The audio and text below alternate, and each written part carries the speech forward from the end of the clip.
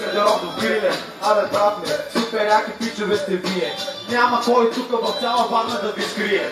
Абе готини сте и сте двама на върха на вас, ви казвам само, че сте най-големите в града. Абе брат ми, ви сте пичове с ролекс на ръката, а другия сигурно много мята краката.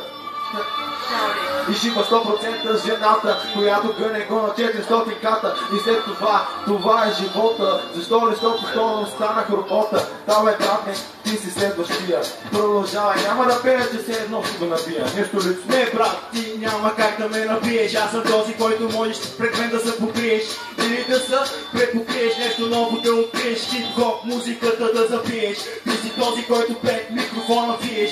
Аз съм този, който ще ти каже да си свиеш. Малко си на мокри пустичката, защото си е факт и пичката. Душа си тръбичката, аз не съм звездичката. Аз съм този, който ще ти подеде на улицата петичката. Знаеш ли колко брат, хищаме бе, сайфъра е много по-добре от това, което правиме, защото се игравиме, така си играеме. Какво е това, което търчиш? Бомба, не знам, брата ми прилича на някаква дъска, да направо ми пръска мозъка. Какво става, брат, май, вчера ядох мозъка, направо съм се изкъртил, не знам, брат. Много е яко, отново шах и мат, обаче той е път не на шаха, а на пантеона. Тук е купона, в ръката ми е микрофона. Дай ми тона да изпуквам, да ги изпуквам, да рухвам пред всички мене. Не ми пука, не, няма какво да ми пука, бе брате. Много добре се получи тая ВТВ.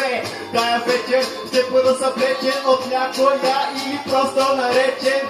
Какво става, брат ми? Вече някакви несвързани работи направо матли.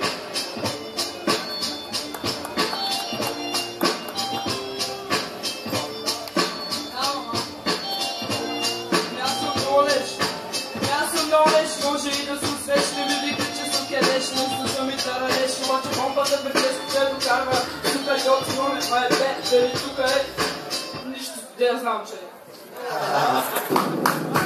е.